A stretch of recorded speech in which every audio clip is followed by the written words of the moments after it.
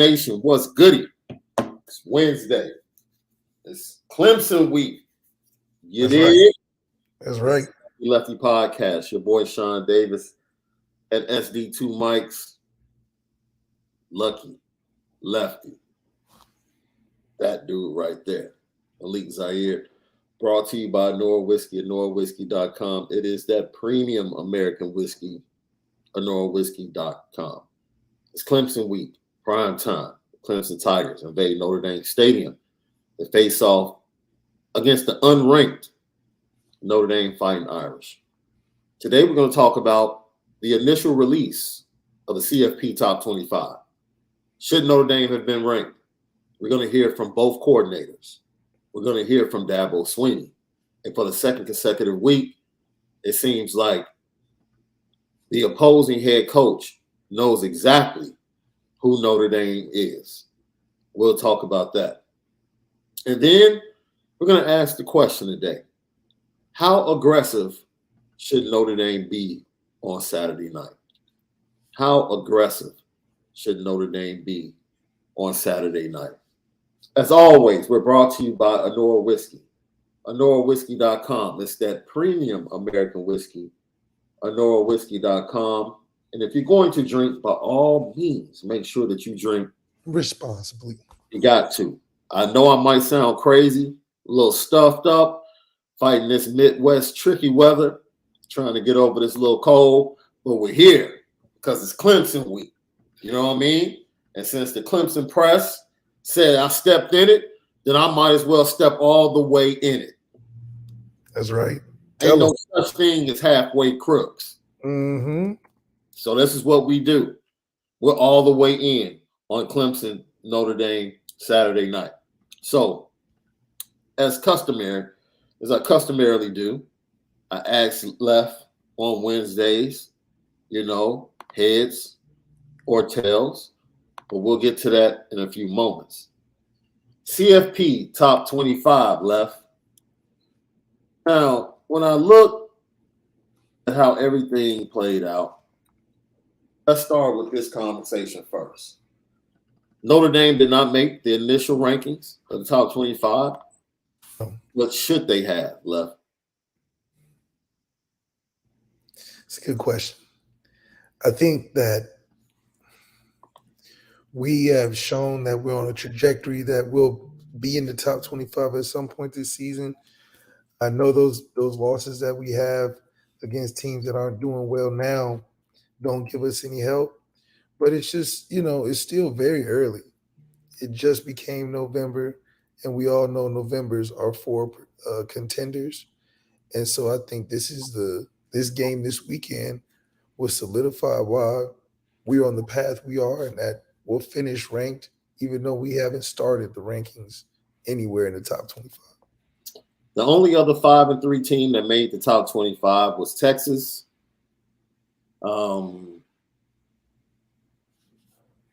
Some could debate that Notre Dame has a resume comparable to Texas or even better than Texas. They both lost close games to really good teams in Alabama and Ohio State, respectively. They both lost their starting quarterback. Notre Dame for the entire season. Texas lost their starting quarterback for, I think, 3 games before he came back. I would probably say the schedule Texas has played is a little bit tougher to this point. And I understand, like, Big 12, ACC. Texas has lost to tough, better teams.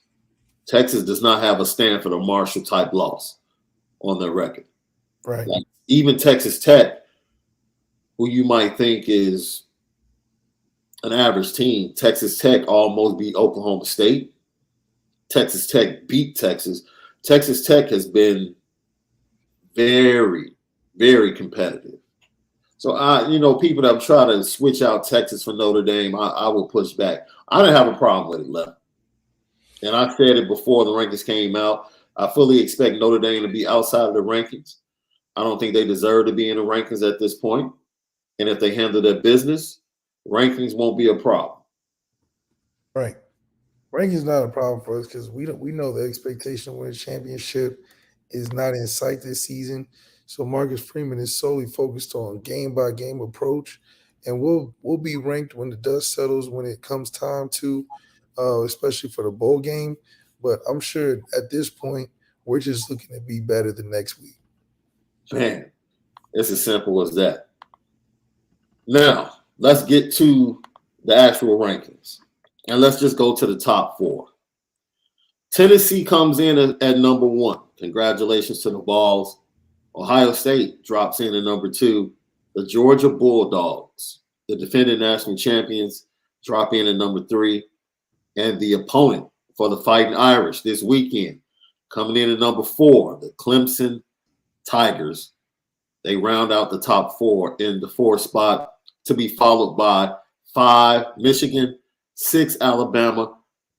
A lot of talk around TCU at 7, Oregon at 8, USC at 9, and LSU, yes, LSU at number 10.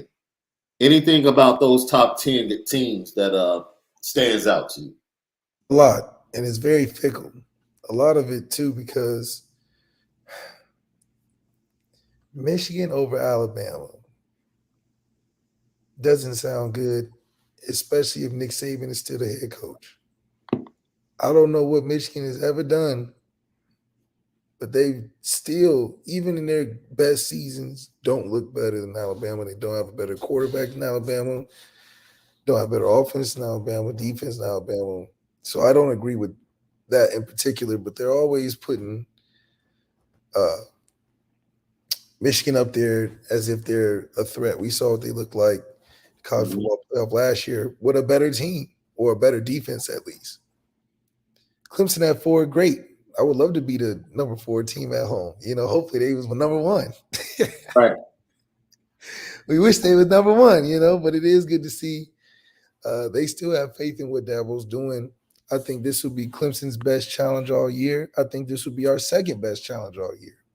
So I think with that, we should have a psychological edge or a competitive edge that we've seen better. Yeah. Ohio State at number 2,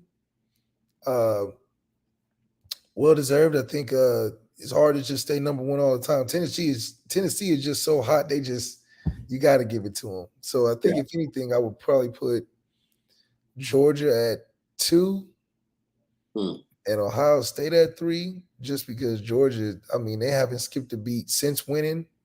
So you can't knock them down below 2. Tennessee's just on fire. Now, they do play this weekend, so I think that'll be pretty cool. Yeah, big game.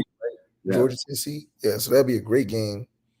We'll see a lot of easy touchdowns that we'll be like, why didn't we run that?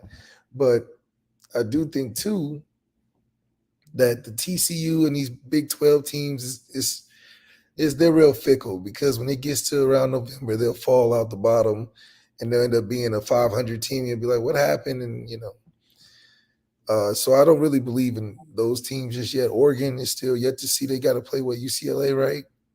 Still? Or did they already play them? They beat UCLA, yeah. Okay, now they got to play SC still, right? I'm going to look at their schedule, but I think they end up playing SC in a Pac-12 championship game, if I'm not mistaken, if things play out the way they should play out. But it's still an early. The USC and UCLA play each other to end the season. That's pretty much, that might determine the South. Right. Yeah. But overall, I think this is a good top 25 to have a lot of discussion and debate about. Because there's a lot of teams that are flashing that are higher than usual and lower than usual. So this is a good rough draft, but I'm sure that it'll start evening out and it'll be the usual suspects by the 3rd time they do this. Yeah, the difficult part of the schedule is definitely going to be the last 2 games of the regular season. Utah comes to Eugene to face Oregon, and then they go to Oregon State. So that's what they have as far as tough games on their schedule. Utah coming to town and then going to Oregon State. If you remember, Oregon State gave USC all they can handle. So I'm sure that's going to be a tough game. It's a rivalry game. Those games are always dangerous. So some landmines for both teams to avoid. USC still has Notre Dame, UCLA. So they have a couple of landmines, and then you have a championship game.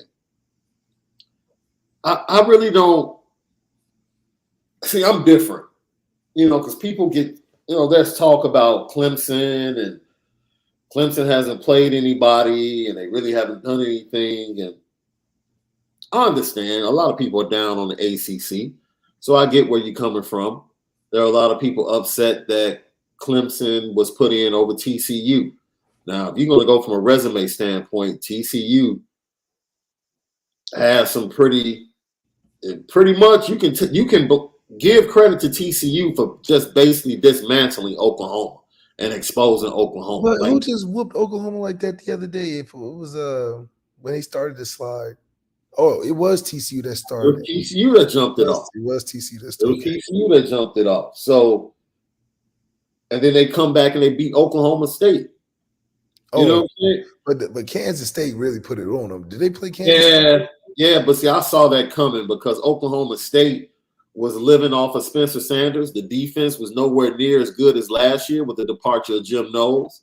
That's been a question. The running game has been absent, and it was like everything was on Spencer Sanders' back, and they were barely getting over the hump. So for me, the argument for TCU being a little bit higher, I can see that. I'm with you. Michigan hasn't impressed me yet. They just haven't. And they just haven't. Yeah, it's just like they just know. They just haven't done it. No. And I'll go a step further.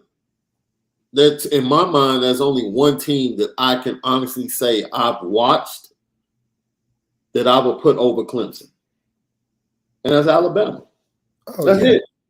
Like Alabama walked into Tennessee with their quarterback at like 85%, got down by 20 points, and then controlled the rest of the game and was a missed field goal away from walking out of that stadium with a dub. Period. Dude. And I don't understand how people are just casting them away as if the Tennessee loss is just like an awful loss. Like, keep sleeping on Alabama. Just go ahead. Keep sleeping on Alabama. Do that. It's people talk about the close. They barely beat Texas A&M. They had their backup quarterback, and they turned the ball over 4 times and still won. Still won. Now what? So if we're talking about eye test, eye test, Alabama's a better team than Clemson. Yes. Just on the eye test? Heck yeah. I have to watch Tennessee against Georgia. Because if Tennessee handles Georgia, I might say Alabama's better than Georgia. Because I've seen them match up against Tennessee. Tennessee really got by on the skin of their teeth with Alabama. Dude, look, man, and everybody's talking about just would have, could have, man. If was a fifth, we'd all be drunk. I don't want to hear nothing about that. If this quarterback didn't go out, they wouldn't have won that game. If that quarterback didn't go out, he could have thrown an interception. He could have done a lot of things. All I know is in the fourth quarter, their players stepped up, Texas players did. Yep. So I don't want to hear that. I don't want to hear that. It's not about football. It's not about one player. It's not about one player. I don't want to hear that because I don't want to hear no one was giving them an excuse when Jalen Milrose. No one was saying, oh, man, Bryce didn't play. No, everybody was saying Alabama only beat Texas A&M. Texas A&M could have beat them. Nobody was giving them an excuse that Bryce didn't play. Nobody. So I don't want to keep the same energy. There is no excuse. Texas lost. Texas lost. Period. They just y'all can be blind, man. People can be blind. Being that close before. Dude, I don't understand the hate I just don't understand the hate for greatness, right? Right? When people are good, people are good. When teams are good, teams are good. They just are. Is Alabama as they used to be as dominant? Probably not. It's a little more even, but it's a little. It's not a lot more even. Line Alabama up against anybody in the top 4, and I would take Alabama. Anybody. If they played Ohio State, it's a pick'em game. In my opinion, it's a pick'em game. I know I preferred Alabama's quarterback over Ohio State's quarterback. Slightly. That's what I'm saying. It's a pick'em game. Slightly. Ohio State has, without question, has better receivers. Slightly. You know what I'm saying? Ohio State has younger receivers. Where is it being played and who has the ball last. Period. That's all it's about. That's all it's about. If they played Clemson, I guarantee you right now, Alabama would be favored if they played Clemson. Yes. They would be favored. They would be favored if they played Michigan. They would be favored if they played TCU. They're favored against LSU. At some point, we got to stop all of this over-exaggeration over they beat 3 teams in the top 25, this, that, and that. No, I don't want to hear that. I don't want to hear that. Eye test. What did you see? Because people like, they couldn't stop Tennessee. Tennessee couldn't stop them either. Oh, yeah, absolutely not. They just ran out of time. Dude, they're on the road at LSU. And if I'm not mistaken, I think somebody just put it in the chat. I think they're on the road against a top 10 team as a 10-point favorite, bro.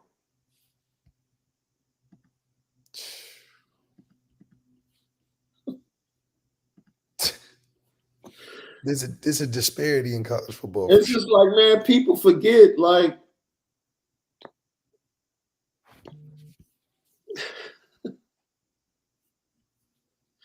it's funny, man. Like, people forget, like, oh, man, they're not dominant. Their defense isn't dominant. They put up almost 50 points on the number 1 team in the nation. Yeah. In their building. In their building. In their building. Like, please don't get it twisted. And it came down to they had the number 1 team rush the field. Think about that. The number 1 team rushed the field on their own home turf. But the number 6 seed. Yeah, my overall thoughts. I think the top 25 initially, I think it was fair for the most part. I'm not in uproar about it. No, and I'm fine. I'm fine with my Illini coming in at 16. I predicted that they would be top 15. Ooh. I said they would be top 15. They got to 16. I'm fine with that. Because the truth of the matter is, they don't have that one big win. And they get that, dude, in a couple of weeks, they play Michigan. That's it. That's the game. That's the game. And if they beat Purdue, they solidify themselves as the West champion in the Big Ten. They go to the Big Ten championship game, probably to face Ohio State or, Michigan again. But I'm cool with that. I don't think anybody was overshadowed or it was just so egregious. No. That they got in. Like I said, people are clamoring for Notre Dame to replace Texas. No. Not with Marshall and Stanford on your resume, bro. That's low-hanging fruit, too. Yeah. Lucky Lefty podcast. All right, here we go, bro. Heads or tails? Tails.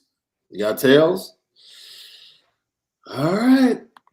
Tails it is. Oh, that's Tommy Reese, bro. Tommy Reese met with the media yesterday. Now, he talked about a few things. He talked about the defense that Notre Dame's going to be facing. He talked about Drew Pine and what he's looking like. But the first thing he really got into was, what's the theme? What is the theme for this week? Because, he has a theme for every game. What's this week's theme? Every week. I don't always love to put it out there publicly on what it's going to be. We're going to continue to try to progress and get better, and try to play to some of the strengths that we're going to have, and try to find some ways to play good football Saturday night. And working with Drew, what is he doing well right now that you're really excited about, and what areas are you kind of working on him to help him improve his game? Yeah, I think Drew is really owning the offense. There's a lot of things that we asked Drew to do that not a writer or person outside of our building would ever know about, in terms of the communication, snap count, points, protections, all those things that are part of playing quarterback.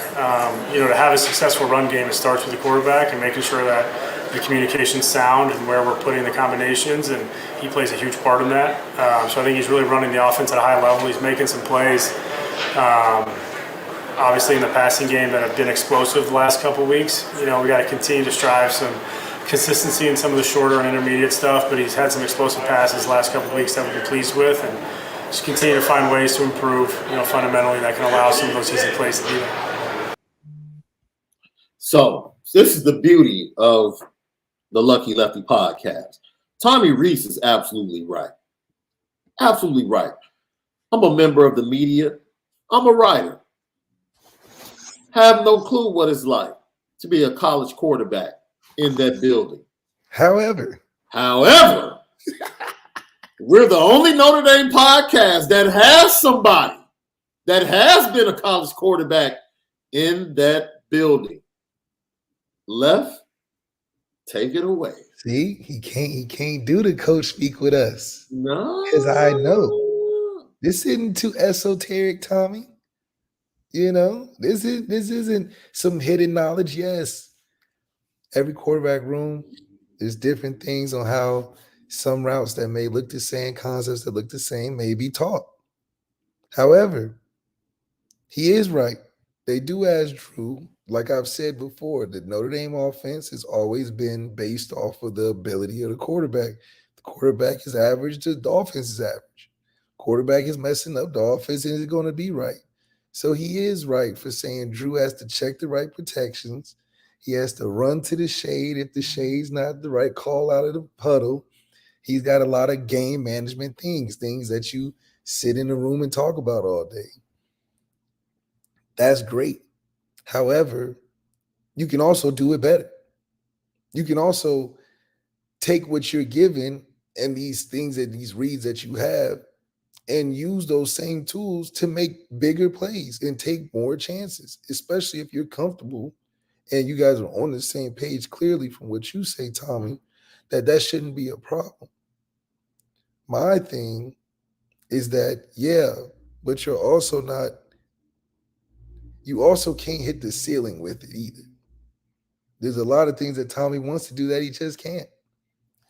But there's things too that we also can do better that he's not doing as well. So Drew's doing a lot of things that are good, but don't hype it and think that that's what's making us run. No, we have great players. Drew's facilitating great, but we at Notre Dame shouldn't have guys facilitating. We should have guys taking over and winning games like we see from the top 5 teams in the country. Top 5 teams in the country have quarterbacks that are making plays. Not making plays when it's called, but making plays all the time. Even Bo Nix out there cooking teams. You telling us we can't even get a quarterback similar to Bo Nix? We got to do better. You know what stood out to me? My man gave credit to the running game and said the running game starts with the quarterback.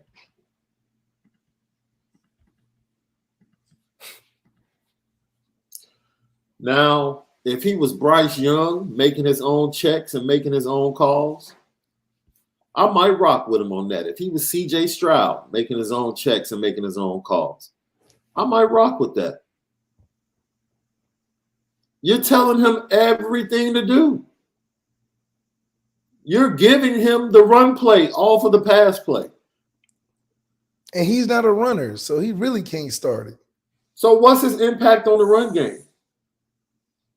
He's not a threat to run.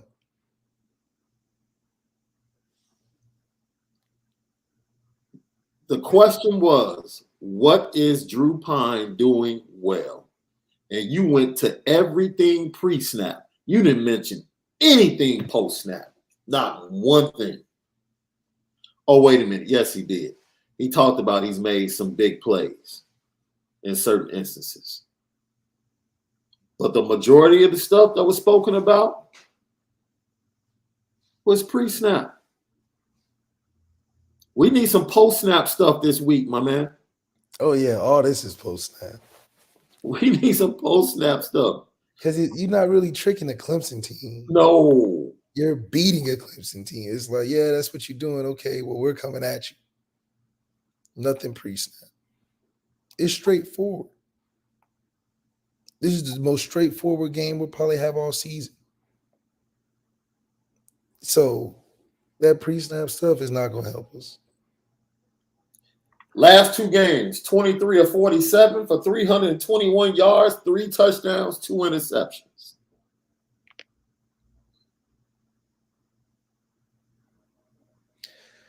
We can't have 2 picks in this game or it's over. You can say that again.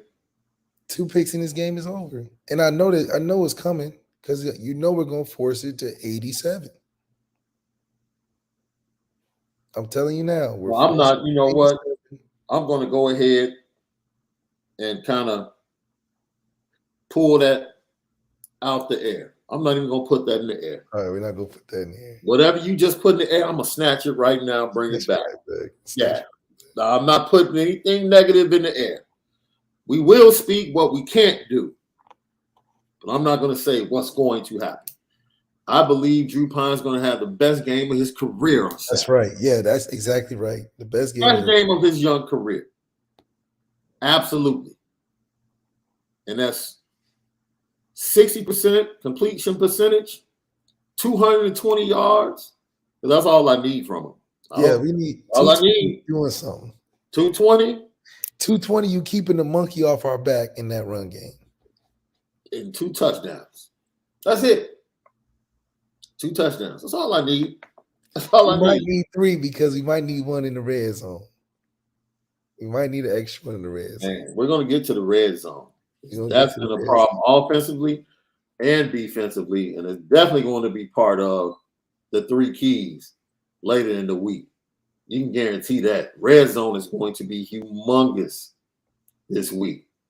Humongous this week. Now, Left,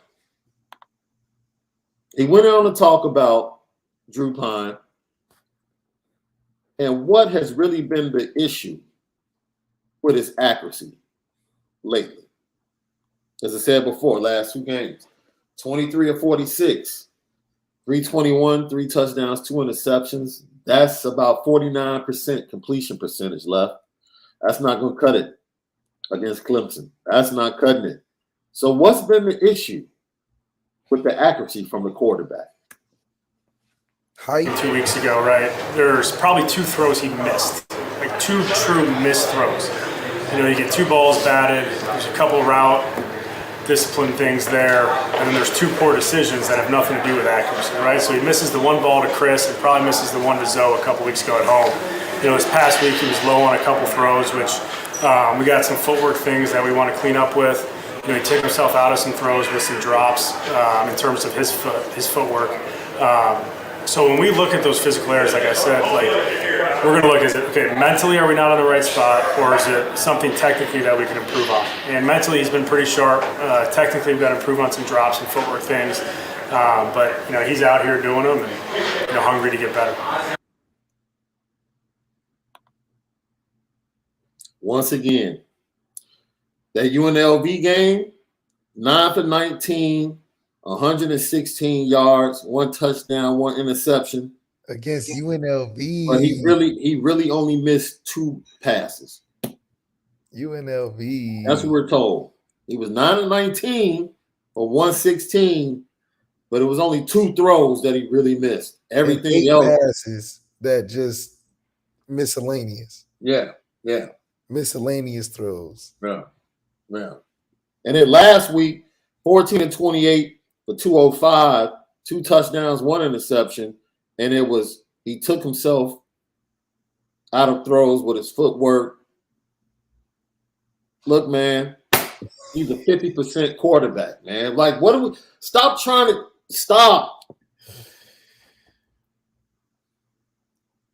That's what he's been. We're not winning with that, man. You think Clemson is in their defensive room saying a guy that's throwing under 50% can beat us? If we would have to play awful. That's what Clemson's defense is saying. We have to play awful to lose to a guy that's playing 50%, under 50%.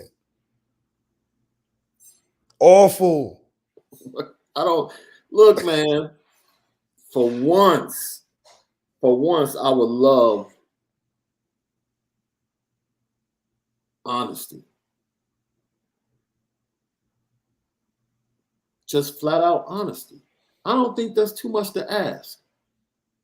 Let me, because I think I took it. This is just me. This is just Shaun Davis. What he said, I took as a shot. Because you're right. I'm part of the media. Most of the people in IB Nation and the Notre Dame fan base never played college football, never played the quarterback position. But we can look at stats and see 23 or 47 for 321 with 3 touchdowns and 2 interceptions. And no, that's subpar at that position. That's not getting it done. So don't try to make it seem like the understanding of what's really happening is over our head. Because you've never been in this building. So what's really going on is so far over your head. He adds so much value to the running game. It's bigger than just, missed passes and big plays. Man, stop. You might as well paint a portrait of the 5 offensive linemen with Drew Pine on their backs, because that's what's happened. They don't even talk about like that again with Bryce or like CJ Stroud or any of the top quarterbacks. It'll be like, man, everything he's doing in the film room, because his knowledge is so extensive. They talk about what he does on the field. Oh, you see what he did on the field? He went down the field with 2 minutes left and scored and put the team on his back and threw amazing passes. And we talking about, yeah, man, in that film room when nobody's around and the lights are off and the film's on, Drew Pine's like Tom Brady. If you put him out on that practice field and get to pre-snap, it's game over. What kind of compliment is that? Look, I want to hear the compliments where he going in there like, look, we taking shots. I can't even explain some of the stuff he does because it's so natural. He just instinctual player, smart decision maker, accurate football thrower on 3rd down. That's some stuff I want to hear. I don't want to hear, man, there's some stuff y'all don't even know. But the reason why Aldrich Estime is running for 4 yards a carry is because Drew Pine is leading the way. What are we talking about? Hell out the run game. What are we talking about?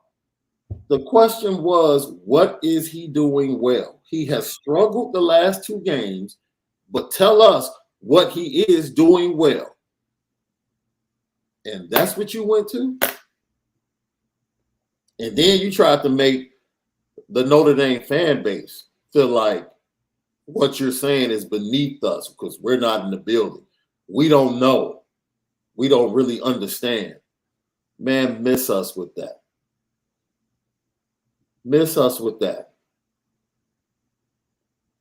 Lucky Lefty Podcast. kidding me? The running game starts with the quarterback. Man. Man, exactly. Tell me something good that your quarterback's doing. This dude went everything pre-snap. Man, pre-snap. And just because of that, this is a perfect segue. This is what Dabo Sweeney had to say about the Notre Dame offense. Take a listen, Left. 8 starters back on offense and 7 back on defense. It's a really veteran football team, and all of a sudden you don't get off to the start that you want. And we're right there against Ohio State, and in the fourth quarter. And then obviously another difficult loss after that, and your quarterback gets hurt. How do you handle that? Well, I mean, they've won 5 out of 6.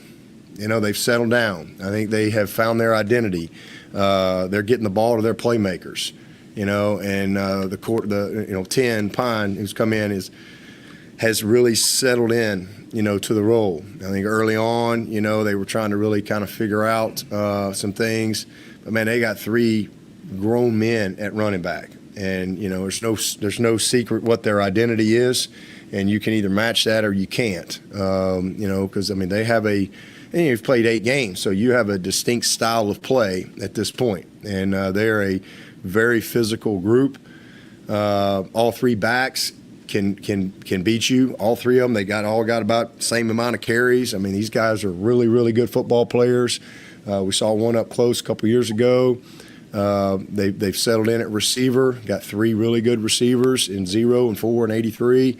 And then 87 is a All-American. I mean, he's a great football player that they use, but they have a style of play, and you either are ready for that or you're not. So it's going to be a very physical game, no secret there, and then we can't give these guys short fields. We can't turn the ball over. We got to get back to we had 3 turnovers in 7 games, and then all of a sudden we have 4. In 1 game, so that's a recipe for disaster, and we were very fortunate to overcome that. It'd be hard to overcome that on the road at a place like Notre Dame. So we got to do a good job ball security wise and try to turn them over and not let them control the ball. 8. Basically, Dabo was saying if we don't turn the ball over, we good. He's saying, look, if we give them short fields and let them run out the clock because they're going to be ultra conservative and not worry us or pressure us downfield, we'll be all right. We'll be all right. He said, look, they got great grown men at running back. You can't let them get momentum because they'll just run you off the field. And then they got the guy 10 back there from Connecticut. But other than that, he said he was trying to find the words. He's kind of settled into what, Dabo? To handing the rock off. They tried to do some stuff with him early.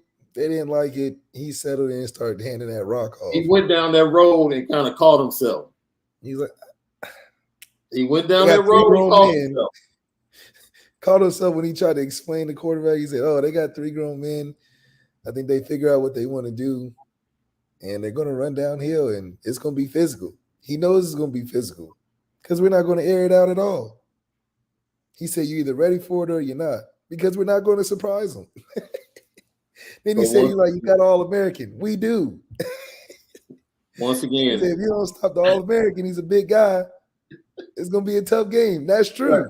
That's true. That's true. There's no surprises, like he's saying. Yes. We get truth from another opposing head coach about Notre Dame. And like we did last Wednesday, once again on the Wednesday, we ask and pray that the words of Dabo Sweeney show up on Saturday night as they did with Dino Babers. Please let that Notre Dame team show up. That offense he just talked about with the 3 really good receivers with 0, 4, and 83 and the All-American 87. Please let them show up. From Dabo's mouth to God's ears. Lucky Lefty Podcast. Man, let me tell you something. This is about to be a heavyweight fight, boy. If you want to hear helmets cracking, this is a pretty good game to go to. There's going to be plenty of it. Plenty of it. Saturday night, prime time. I thought we might get a little cool weather. For a game like this, you need to see the air coming out the helmets of players, dude. It's a physical game like that, you want to see that. It's just part of the ambiance of the game on TV to just see defensive linemen standing there waiting, offensive linemen walking up to the line of scrimmage, and you just see the air coming through the face mask. And it's like, yeah, this is – but South Bend might be pleasant on Saturday, the way it's looking. The way it's looking? Yeah, it might be a little pleasant. That's what we want. I mean, you know, it's getting around that time. It's playoff weather, football weather. You know, everything you've been training for. This is where it counts. And this is where Notre Dame gets better. I think South Bend adds that layer of toughness that you need when it gets late in the season, because those practice conditions are harder than the game most times than not. Lilo Galante. Pine better watch out for Brazilian company, and Jelly better be ready. No cap. The way he's been banged up the last 2 weeks, Steve Angeli should be ready to go. He should. You know, because he's been wobbly the last couple of games, taking hits. He needs to learn how to get rid of the ball and live to fight another day. Either get rid of the ball or hit your running back out the backfield, let him gain 4 or 5 yards, go to the next play. I think he really look. Drew Pine understands what's being asked of him and how important he is to the success of this team. I don't think anybody wants it more than Drew Pine. Let's keep it a buck. He wants to be successful really bad. He's putting in the requisite work to be successful. I believe all of that. But sometimes, Left, you can try too hard. Sometimes you can try too hard and maybe try to do things that's really not within you or your skill set. You're playing beyond your means. Play your game, man. 10. If anybody knows 10, just tell him to play his game. That's it. Just play your game. Play your game. That's all Notre Dame needs. Just play your game. You play your game, you'll be okay. You'll be all right. You'll be all right. Play your game. Yes, they're going to double team 87. Without question. Without question. Without question. You want to hear what he had to say about the defense, Left? Yeah. Dabo. Telling you, boy, Dabo was pouring it on thick yesterday when he met with the media. This is him talking about the Notre Dame defense. Defensively, they're very well coached. They're well positioned. They're big. They're strong. Same thing, same mindset. That's what they practice against every day. It's a physical mindset that they have, you know, and so do a good job schematically on the back end. They got some veteran players, again, 7 starters back on the defensive side. The 3 linebackers, I think, are outstanding. Got a ton of experience, so.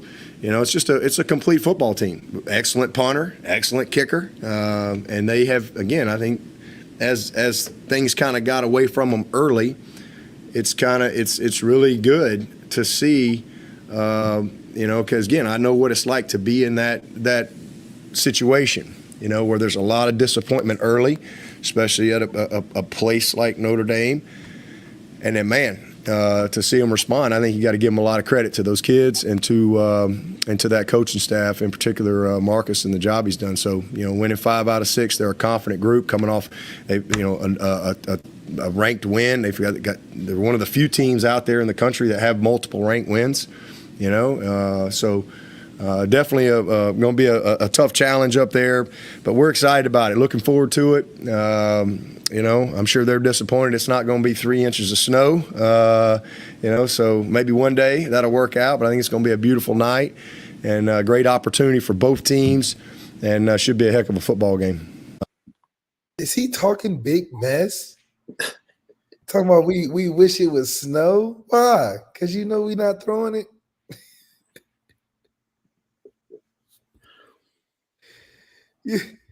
Dabo, he had a couple of backhanded compliments. And He's like, they had a couple good wins. They gonna make our ranking look real nice. They only a couple teams. They only got a couple big ranked opponent wins.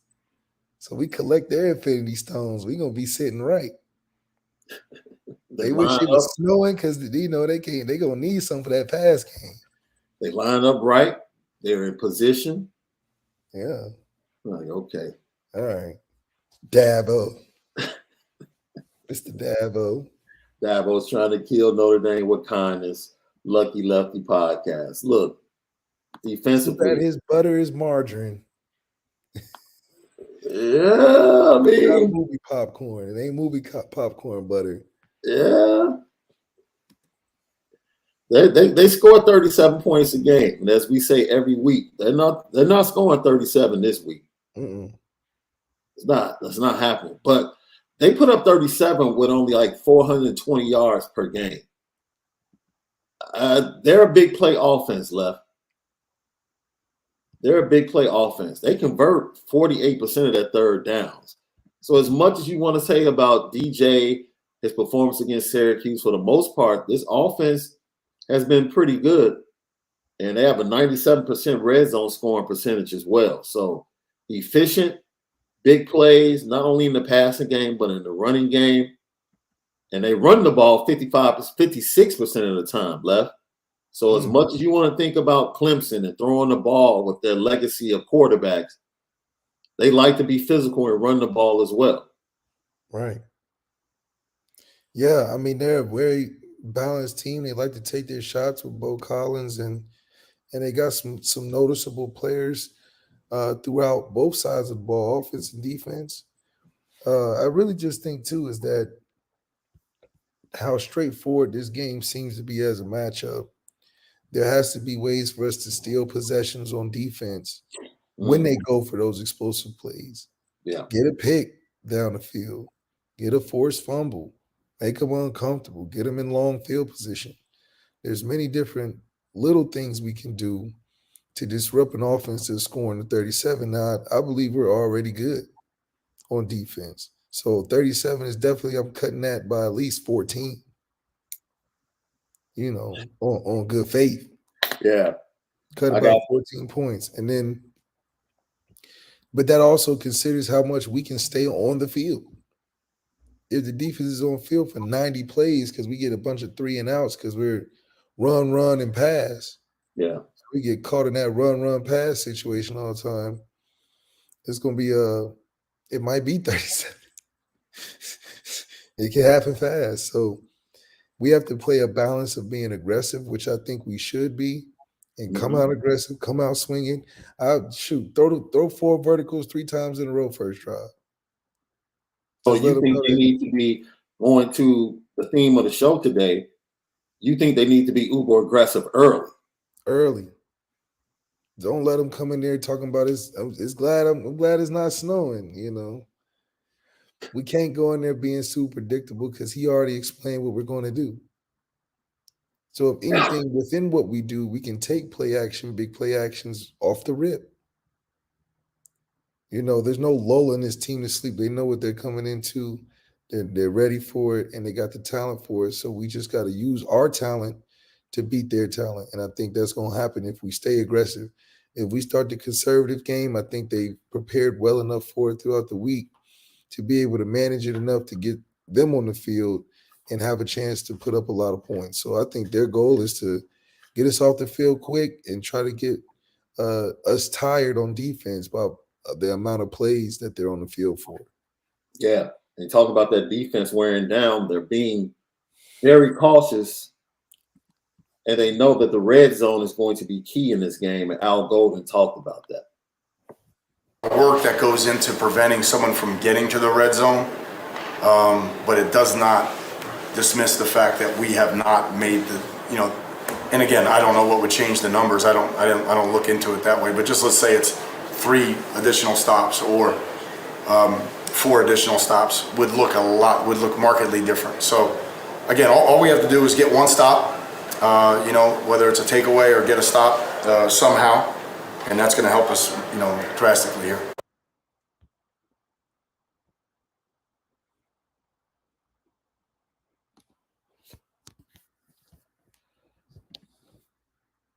Oh, you're on mute.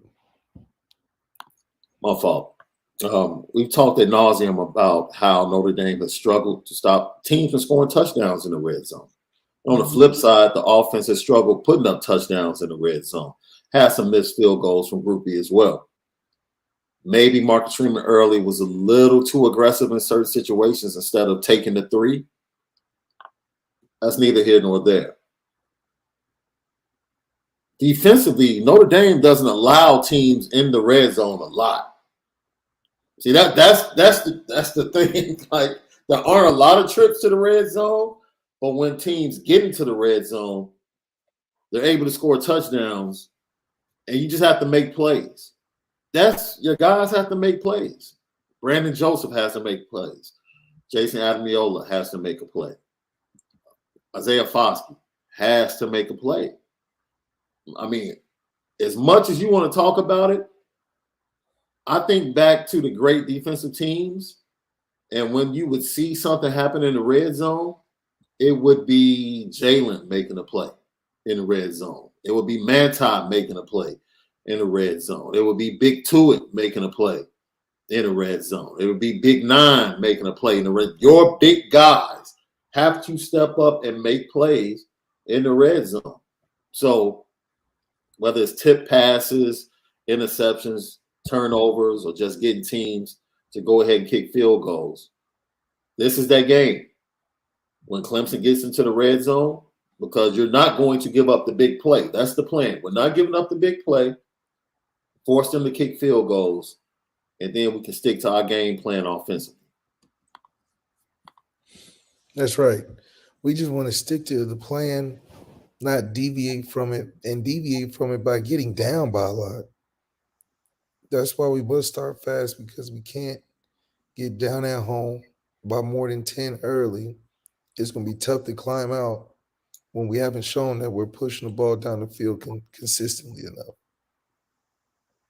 Now, do you think Clemson comes out because they have, if you thought they blitzed under Brent Venables, they have blitzed even more with the departure of Venables with this defense, which is strange because their front 4 is really good. Do you think they start off coming after Drew Pine, or do you think they sit back with a disrespect like, we're not worried about you throwing the ball, dude? Definitely think they're not worried about him throwing the football. Definitely think they're going to attack the run game fiercely. And they're going to attack the run game on whatever side Michael Mayer's on. I think they're going to bring pressure. It'll be that side just to try to hem him up if he was to try to release or something. Mm-hmm. But I do think that overall, they're not going to make it easy for us. This is a team that if they have 7 or 8 in the box, we got to throw it. It ain't we'll block it up, or they'll miss it. Or we got to have a plan for it, because, I don't feel good having our quarterback under pressure. Neither does any team, but specifically a 5'9" guy from Connecticut that, is 9 for 19 versus UNLV, who I think a top 5 quarterback like Bo Nix would probably have 30 touchdowns. I mean, look at Bo Nix and what he did to BYU and what we did to BYU at the quarterback position. So I think firepower has to come from that position in some way. But, man, we got to make it happen. Lucky Lefty podcast. So Left is telling you that he expects Notre Dame, or wants Notre Dame, to be uber aggressive early to get the Clemson Tigers on their heels and then attack them physically and control the line of scrimmage and control the game. Definitely jump out to a lead. You want to see Notre Dame play from out front, not trying to come back from a deficit. Because if not, you're going to be in a position where, unfortunately, you're all about protecting Drew and not having Drew get exposed to where it can lead to bigger turnovers or bigger negative plays, which means you're going to play ultra conservative and give him just enough to try to get over the hump, which is not how we want to play this game. We know that he doesn't have the tools to really get away from the pressure, but if you're aggressively taking shots down the field, it can help build his confidence to make plays to keep them from blitzing so much. And then we get our Aldrich estimate time in there. This Clemson team has been turnover prone, but they're disciplined. Left. They average 6 penalties a game. 6 penalties a game, right around 50 yards in penalty yards per game. And that 6 penalties isn't great. It's kind of middle of the pack. If I'm not mistaken, it's like 58th in the nation.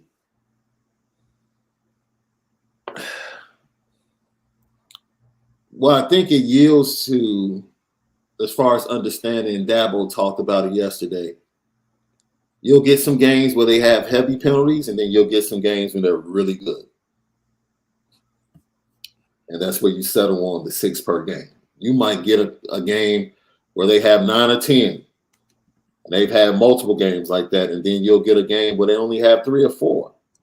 And Dabo, just like Marcus Freeman, as much as they coach, as much as they believe in their squads, they both come into this game with the same question. Which team is going to show up? Right. On Saturday night. Both head coaches have the same question as they approach Saturday night.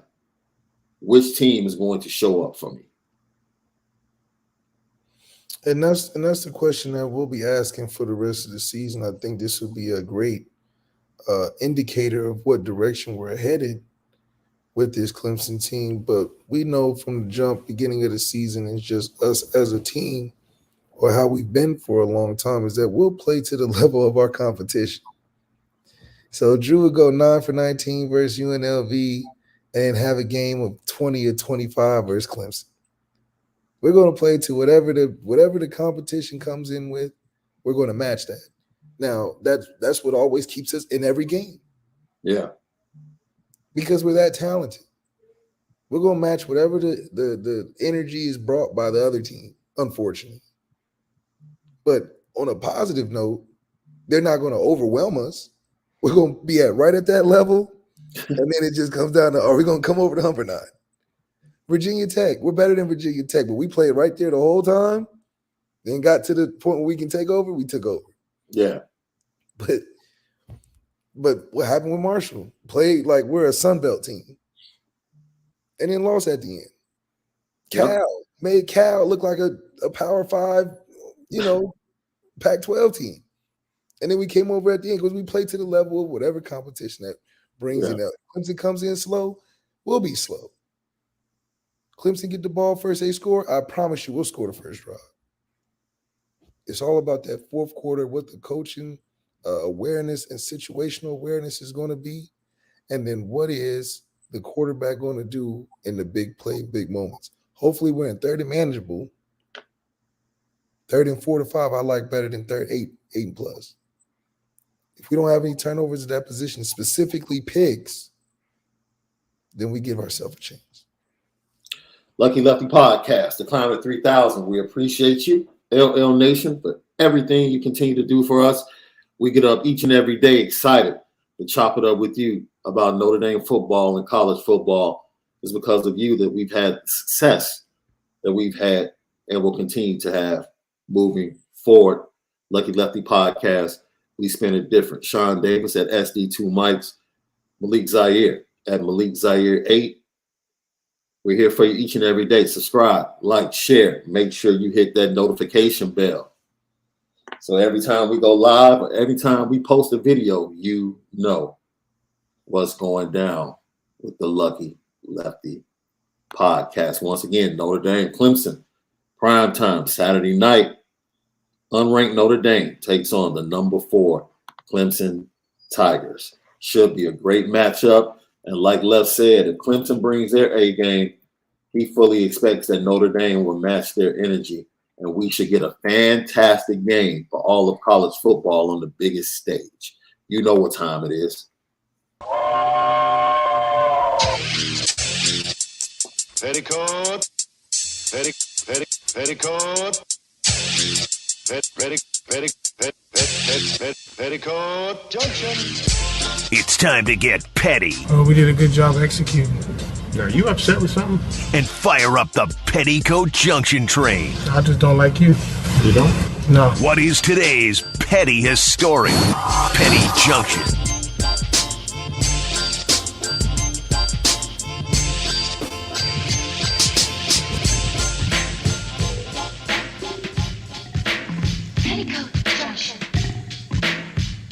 Petty Junction, petty story of the day brought to you by Onora Whiskey at NoraWhiskey.com. That premium American whiskey, OnoraWhiskey.com. And if you drink, by all means, make sure that you drink responsibly. My fault, Left. Go ahead. You drink? Drink responsibly out there, fellas. All right. Everybody. I go to the New York Post, bro. Now, according to Yahoo News Australia, an Australian family lost their golden retriever, and they decided to turn their beloved pet into a rug.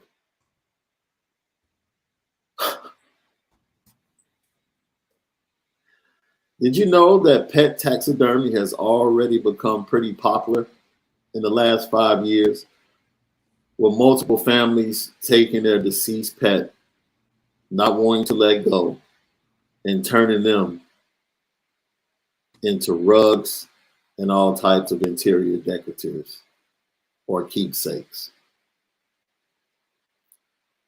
Where do you This find ain't it, this, Left. where do you find this demographic of people? This ain't it, Left. This ain't it, bro. Where do you find that at? This ain't it, bro. Where do you even go to have the idea that, man, let me call up a taxidermist for my pet? There's a group of people that think like that. This ain't it, man. This ain't it, bro. Man, look. I wish you could see the picture, bro. Let me see if I can bring this picture up. Because this, look, man, this is weird, man. This is just flat out weird. There's no other way to say it, Left. Look at this foolishness, man. That, bro. Let it go. Let Just it go, man. Oh, Let it go, man. that's weird, man. The hand can't told do me. The hand told me it all, man. The hand. Let it go, man. Just Oh man. So when do you start getting into the holiday vibe? Is it immediately after Halloween or is it after Thanksgiving? I don't know if I got a vibe for the holidays too much, man. I'm more on I like to enjoy the family time. People's schedules open up. Yeah. They get a lot more available to be able to see. So I do think spending time with your family is important. Ozzy Mack said on December 24th. So just roll it out for me, man. Don't even waste no time. So this will be my first year because I've been a Scrooge. I don't do the whole, my wife and my daughter are just extremely huge lovers of the holiday. Extreme, like big time, like movies, decorations, just the season, the music, everything. And, I've been a Scrooge for a while, right? Because they do the Christmas Eve, pajamas, cookies, everything. For the longest, I'm like, dude, I'm not wearing matching pajamas. Like, I'm not doing that. I've given in, Left. For the first time, I'm rocking the matching pajamas. I'm Man, doing it, Left. there's I'm nothing wrong, doing it. man. There's nothing wrong with that. Doing it. I'm gonna rock the plaids. No, that's doing it though. Yeah. I think it's the cheer you get from the cheer they get from all y'all looking alike.